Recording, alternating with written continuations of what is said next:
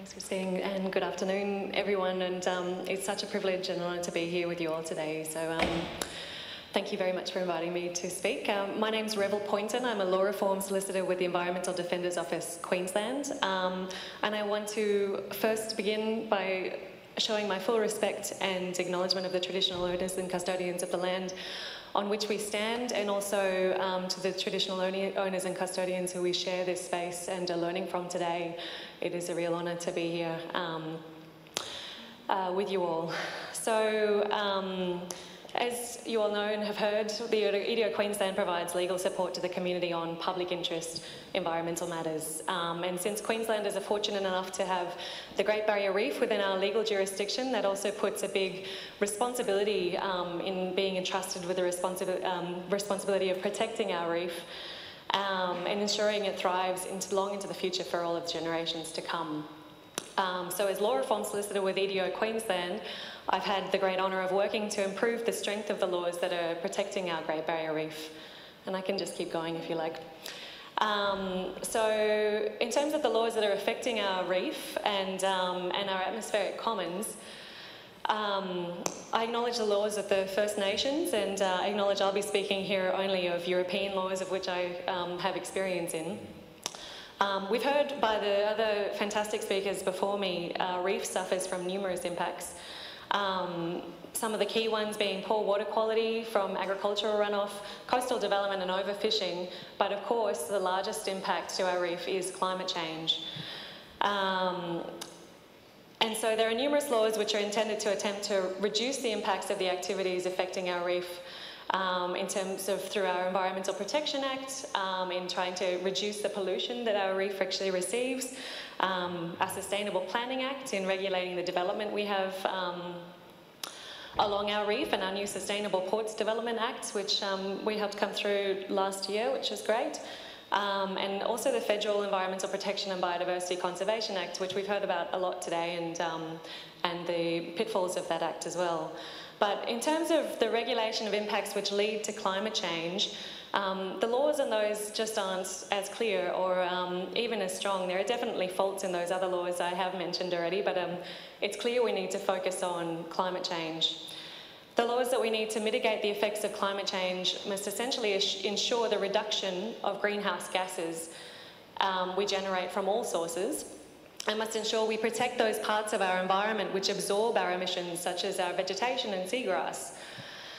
In Australia, our major sources of greenhouse gas emissions are from electricity generation, agriculture, deforestation, industrial processes and waste.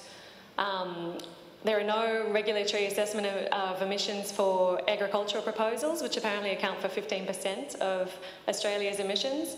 But in terms of electricity production, emissions are to some extent assessed under Environmental Protection Act and our Sustainable Planning Act, which are Queensland Acts, which both attempt to require some assessment of direct emissions from developments and the demand of electricity from those. In Queensland and in other states in Australia, we have policy targets to increase renewable energy, to reduce our dependence on unsustainable fossil fuel. However, these are, as we've seen in the media a lot recently, under attack by our federal government. Another element is the assessment of what's known as Scope 3 emissions, emissions which will be generated indirectly from sources not owned or controlled by a company, for example, through the burning of the coal which we're exporting to other countries to be burnt there. While our greenhouse gases are to some extent monitored and reported on, the law has not been applied in a way at a federal or state level that clearly and sufficiently assesses upfront the impacts of those Scope 3 emissions that we're profiting from, or at least the resource industry is definitely profiting from. Finally, our Vegetation Protection Act operates within our Planning Act to attempt to regulate clearing of vegetation in certain areas, but not all areas of Queensland. And also we have a federal act that applies to some respects, but as we heard earlier, isn't doing a good enough job. So in short, no, our current legal system is not operating to adequately ensure a healthy, strong future for our reef. A clear example of this is seen in the recent activity around the Galilee Basin and the infamous Carmichael coal mine. applied for by Adani, an Indian company. The Carmichael coal mine was recently provided with approval to operate an open-cut and underground coal mine for 60 years. Now, as we all know, Australia has recently agreed to work towards ensuring the planet stays below 2 degrees and works towards 1.5 degrees under the Paris Agreement in 2015 to try to avoid the worst of the impacts of climate change. Now, in order to achieve this, scientists have estimated that more than 90% of the known extractable coal reserves in Australia must stay in the ground. If all of the Galilee Basin was burnt, if the coal in the Galilee Basin was burned, it is estimated that the equivalent of 1.3 times all of Australia's total current emissions would be released each year from the coal from the Galilee Basin alone. This is likely to mean that the Galilee Basin is, of course, simply not able to be burnt if we're trying to meet those targets. But in the assessment of the Galilee Basin mines, both at a federal and a state level, Scope 3 emissions simply were not given sufficient weight when you see the light of the significant impact those emissions will have globally and for our reef. So there are a number of strong changes that need to be made and taken to improve our laws if we are actually going to ensure the survival of our reef into the future. Overall, we need to properly recognise and protect the intrinsic right of ecological systems like our Great Barrier Reef to exist and flourish. This will remove the need to justify its protection through reference to how our reef serves in some way our needs or our political motivations at the time. It simply deserves protection regardless of how many jobs it provides or how much it boosts our economy. We need to reassess our laws in a way that realistically considers what is most impacting to our reef and how we can reduce those impacts. This means looking headfirst at those activities we are allowing under our laws that are making climate change worse and therefore the impacts on our reef worse, and strengthen those laws to ensure that we can stop those activities. We need to take responsibility for our actions. We cannot play games anymore with what we will and won't do to meet our globally agreed emission targets. The fact is, all nations have a long way to go to meet those targets, and we have to take every single opportunity we can to try to reduce our global emissions. That means regardless of whether someone else is accounting for emissions that are produced through burning our coal, regardless of the level of another action taken in another country is taking to reduce their emissions. And most definitely, as we do not let a drug dealer off a charge simply because another dealer may have supplied those drugs to the buyer, so too must we ensure that we do not allow any more coal mines or any of those fossil fuels to be built regardless of whether another country may be willing to provide those fossil fuels. Now, the eminent scientists at our Climate Council have stated tackling climate change effectively means that existing coal mines will need to be retired before they are fully exploited and no new coal mines can be built. But secondly, we need to entrench our commitments under the Paris Agreement in law in Australia with tangible mechanisms and some kind of plan for ensuring we meet our emission targets. Thirdly, we need to reassess how we apply the principles of ecologically sustainable development when we're considering development proposals. Instead of using ESD principles to simply strike some balance between economic, community and environmental considerations, we need to recognise, as is recognised in the true definition of ESD, that all of life depends on ecological processes. Our economy depends on functioning ecological processes. Our communities rely on ecological processes, and therefore that environmental impacts must be taken seriously and given priority among other considerations when assessing whether or not to allow development to go ahead.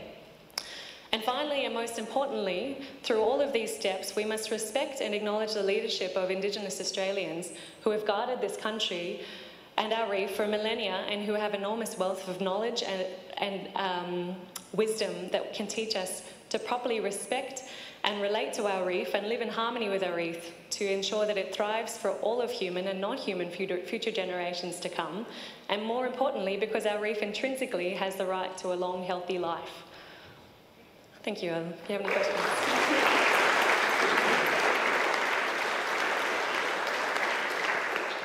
You've actually answered all of my questions, so I'll see if others on the panel have any questions. Mary? Brendan? No. But I will put to you then, I guess, what I've put to everybody else, which is we fundamentally have a political and legal system that neither acknowledges climate change. I mean, that's even more remarkable than all the weasel words. We literally don't even have a Climate Change Act. I mean, things like that in this day and age are phenomenal. So our legal system is not supporting climate change action, and nor is our political system, is it? I mean, it's as simple as that, and you've given us all that information. So if no one else on the panel have any other questions? Yes? I have a question for you. Thank you, Rebel, and also thank you, Blair, about the point that Blair made about how completely inadequate a legal system could be, that it doesn't provide for protection of what we inherently depend on for life, the biosphere, the atmosphere, etc.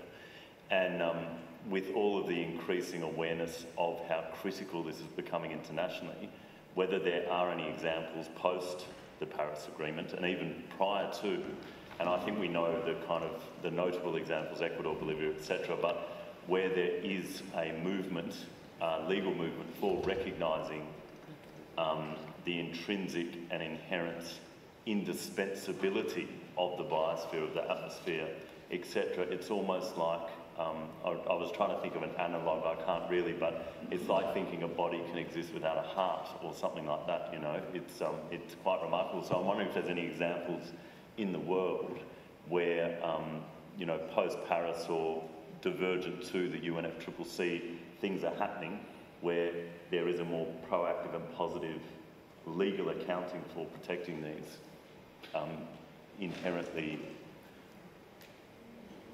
you know what I'm talking about. I'm tired. That's a very good question. I'm interested in the answer myself, and I don't feel like I'm the one to answer it. I wonder if Blair or anybody else might actually be much more informed of that.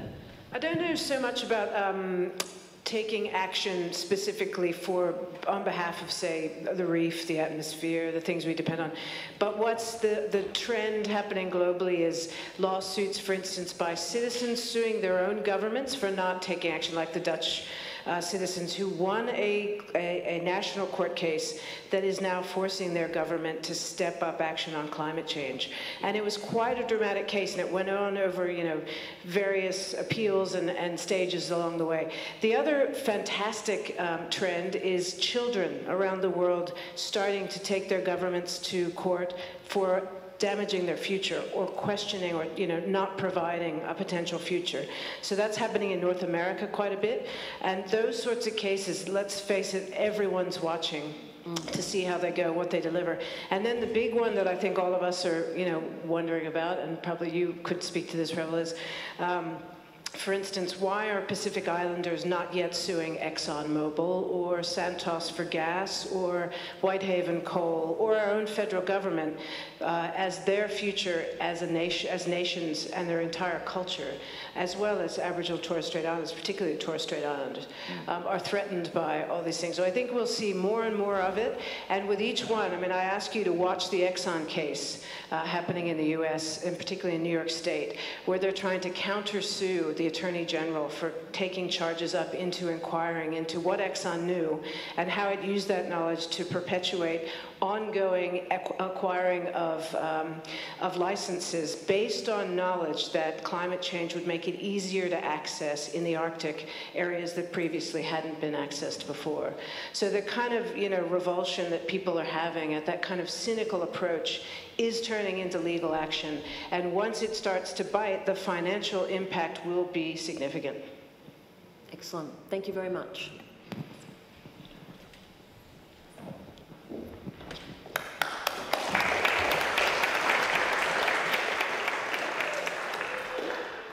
Thank you to the wonderful witnesses, or people who spoke, I should say.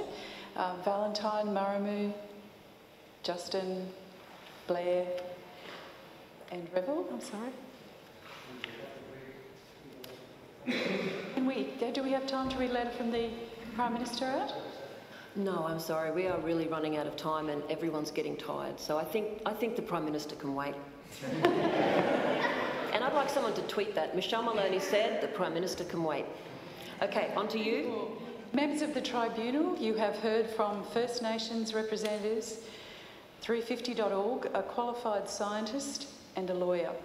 We've heard that the Great Barrier Reef is a vital part of Australia's environment and a critical member of the Earth's community. It has been shown that despite repeated warnings by the scientific and international community, the Queensland and federal governments continue to allow the devastating fossil fuel mining to occur. This directly contributes to climate change and directly damages the Great Barrier Reef. We have heard that the current legal system is failing to protect the health and long-term evolutionary capacity of the Great Barrier Reef and our precious atmosphere. On behalf of the Great Barrier Reef and the atmospheric commons, we ask this tribunal to bear witness to our concerns and issue a statement of claims based on our case here today. To reiterate, the rights of the Great Barrier Reef communities to exist, thrive and evolve have been violated. Australian governments must act immediately to address climate change. There must be a moratorium on all new coal mines and coal mine related development.